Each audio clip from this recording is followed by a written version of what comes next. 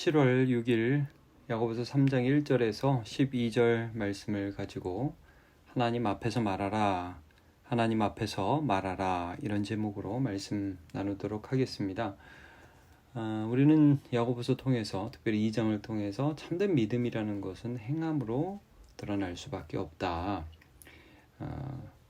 진실한 믿음은 우리의 삶의 열매로 드러난다 하는 것을 함께 살펴보았죠. 그러면서 이제 이 야고보 사도가 3장에 가면 어떤 말씀을 하냐면 그 믿음이 삶으로 드러나야 할 대상으로 교사, 스승, 선생을 지목하고 또 그 선생에게 있어서 드러나야 할 믿음의 덕목이 뭐냐면 말, 언어, 입술 이렇다는 것을 이제 말씀하죠. 그러면서 그것이 선생에게서 확대돼서 우리 모두에게 적용될 수 있는 부분임을 이제 말씀하고 있는데, 여러분 이제 믿음은 행동으로 들어야 되는데 어제 그 2장 본문을 보면, 엊그제 본문이 사실 주일 본문에 이런 말씀이 있었어요. 2장 12절에 보면 너희는 자유의 율법대로 심판받을 자처럼 말도 하고 행하기도 하라, 이런 말씀이 나와요. 그러니까 사실 우리가 심판은 받지 않죠.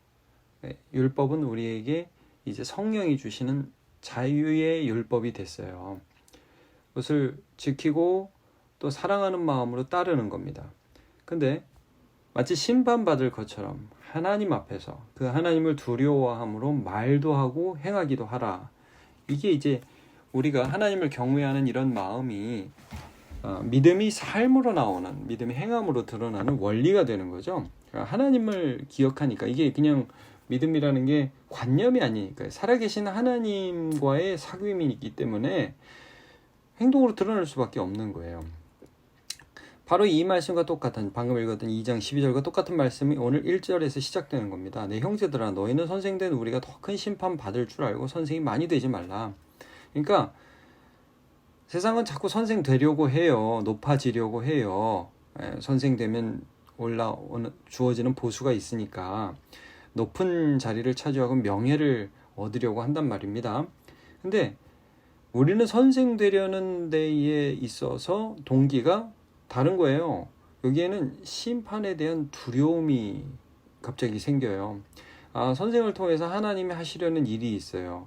그래서 그 일들을 똑바로 해야 돼요. 이거 안 하면 오히려 심판받는 거예요. 그래서 이 똑같은 선생이라도 믿음을 가진 선생과 그렇지 않은 선생은 완전히 다른 거죠. 그러니까 우리가 말에 있어서 선생이 되면 더 말로 영향력을 줄 수 있는 사람인데, 이 말에 있어서 통제되고 절제되고 또 하나님의 뜻을 따라서 할 수 있는 이유도 사실 이 믿음 때문이라는 거예요. 자, 좀 볼게요. 예수님은 선생님을 굉장히, 그래서 그 당시에 선생님이라고 할 수 있는 바리새인 서기관들을 굉장히 질책하셨습니다. 왜냐하면 그들이 하나님을 경외하지 않고 지식으로 사람들을 오히려 옥죄고 얽매고 그들의 삶을 막 지옥으로 집어 넣었거든요. 예수님 이런 표현을 하셨어요.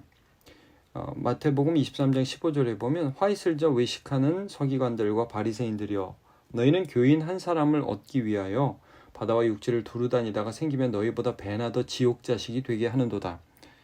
그러니까 이 말의 영향력으로 공동체를 완전히 하나님께 등지게 하는, 하나님 이 정도 섬기면 돼. 나한테 잘해, 나한테.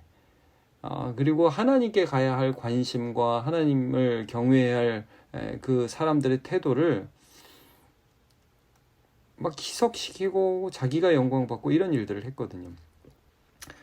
마태복음 23장 33절에 뱀들아 독사의 새끼들아, 너희가 어떻게 지옥의 판결을 피하겠느냐? 그러면 그들에게 정말 진정한 두려움이 없었다는 것을 지적하고 계시죠.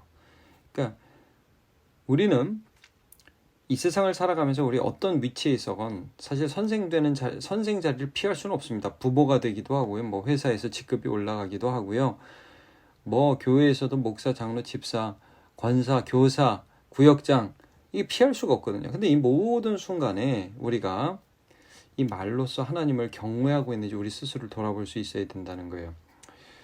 에스겔서에서도 보면 하나님께서는 이런 지도자들을 파수꾼에 비유하고 계시거든요. 근데 파수꾼이 적군이 오는데 그걸 보고도 나팔을 불지 않아서 백성이 죽었다. 그럼 이렇게 말씀하십니다. 에스겔 33장 6절. 그러나 칼이 임함을 파수꾼이 보고도 나팔을 불지 아니하여 백성이 경고하지 아니함으로 그 중에 한 사람이 그 임하는 칼에 제거당하면 그는 자기 죄악으로 말미암아 제거되려니와 그 죄는 내가 그 파수꾼의 손에서 찾으리라.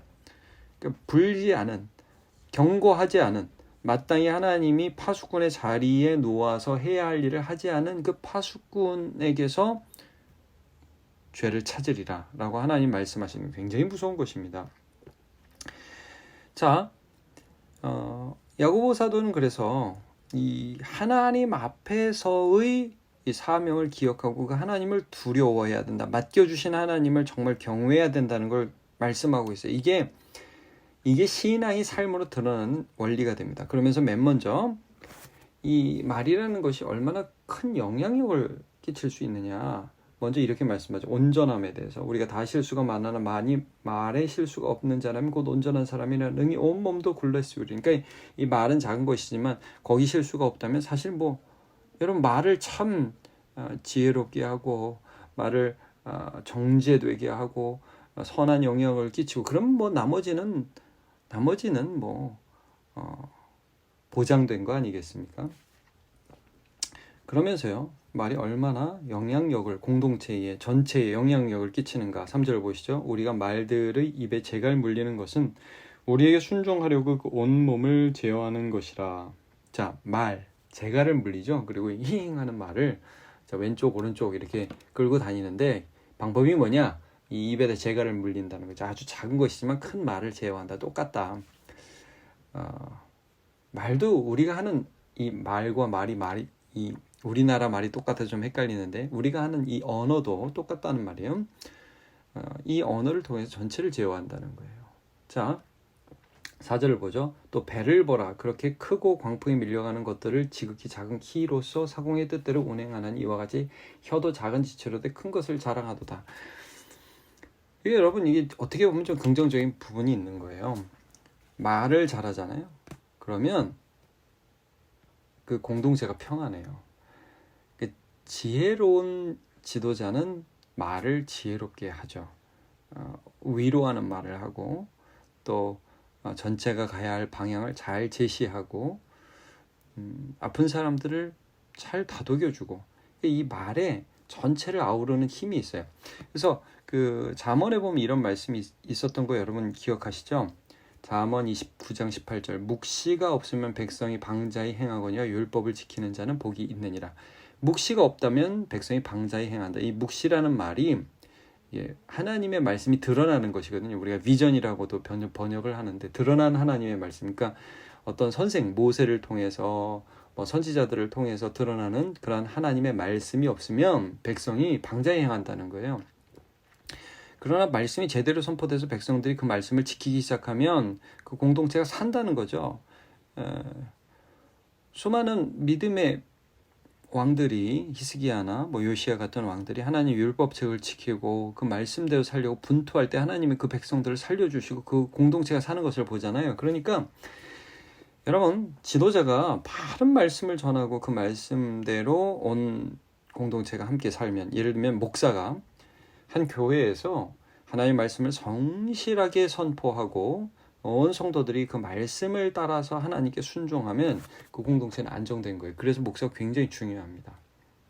굉장히 무거운 말씀, 저 스스로에게 무거운 말씀을 하는 것인데 굉장히 중요합니다. 여러분 가정에서 부모님이 자신의 쾌락을 위해 살지 않고 하나님 말씀에 순종하면서 자녀들과 함께 하나님의 말씀에 순종하려고 분투할 때 그러니까 막 화난다고 그냥 화 팍팍팍 내지 않고 조금 짜증나는 일 있다고 애들 앞에서 누구 욕 막 해대지 않고 절제되고 하나님 앞에서 진실하게 살아갈 때 그 가정이 사는 거거든요. 그러니까 여러분 우리가 믿는다 할 때 그 믿음은 하나님과의 사귐이고 하나님을 느끼는 거잖아요. 하나님을 경외하는 거잖아요. 그러니까 그렇게 되면 우리의 말이 조심스럽게 나간다고. 이제 그렇지 않을 때 이런 일이 벌어진다는 게 그 다음 절에 나오는데 5절 하반절부터 보면 보라 얼마나 작은 불이 얼마나 많은 나무를 태우는가. 혀는 곧 불이요 불의의 세계라. 혀는 우리 지체 중에서 온몸을 더럽히고 삶의 수레바퀴를 사르나니 그 사르는 것이 지옥불에서 나느니라. 이제 산불의 비유예요. 조그만 불씨, 뭐 담배꽁초 하나 떨어뜨린 것이 온 산을 다 태우기도 하잖아요.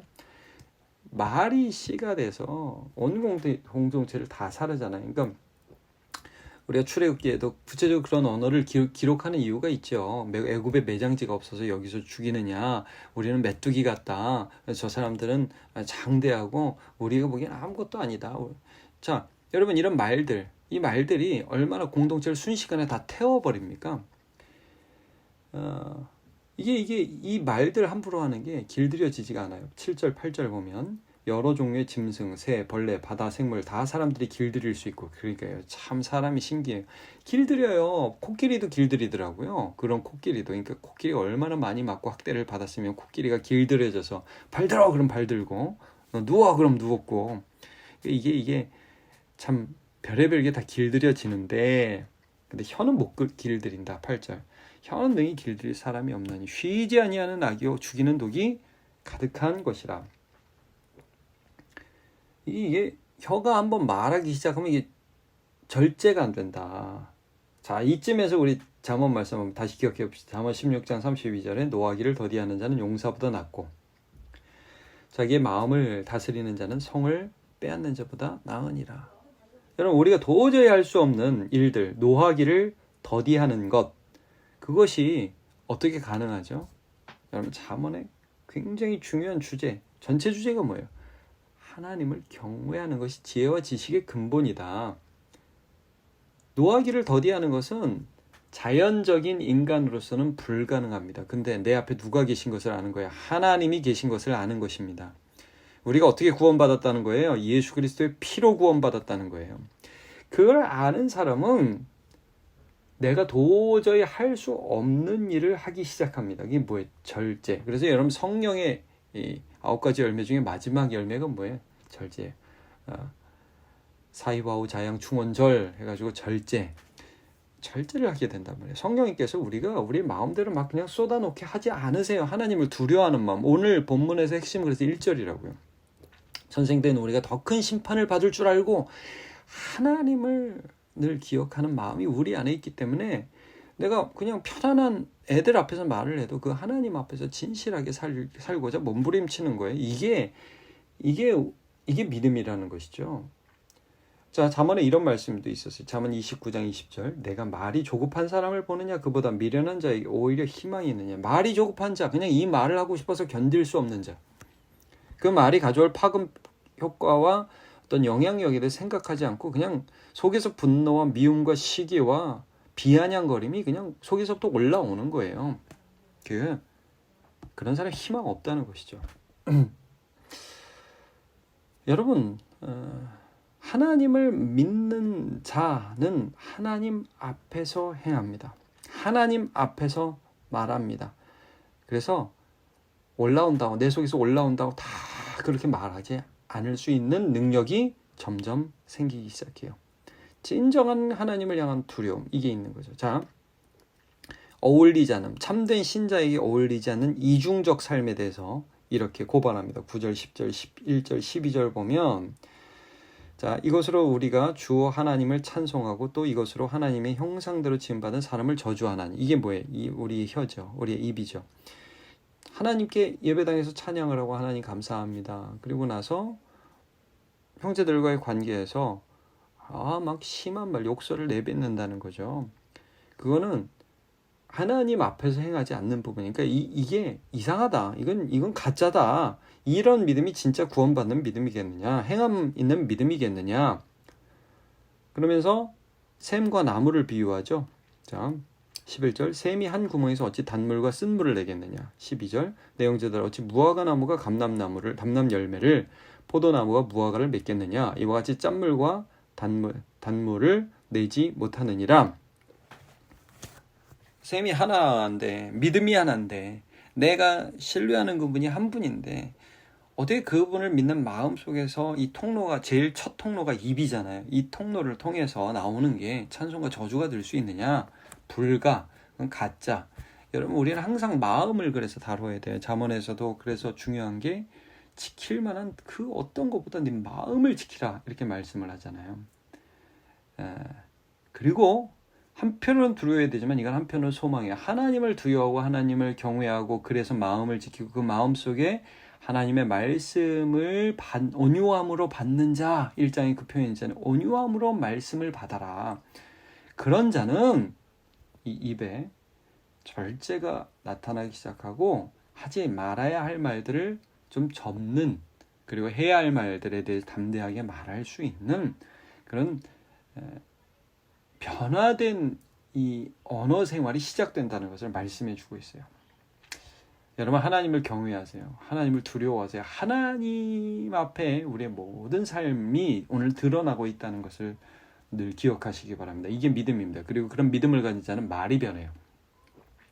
디모데후서 1장 7절, 하나님이 우리에게 주신 것은 두려워하는 마음이 아니요, 그러니까 하나님 너무 무서워, 이게 아니라 능력, 사랑, 절제하는 마음이다, 이런 표현이 있어요. 능력, 하나님 주신 능력을 할 수 있어. 사랑, 저 사람은 긍휼히 여겨. 그리고 절제라는 표현을 해요.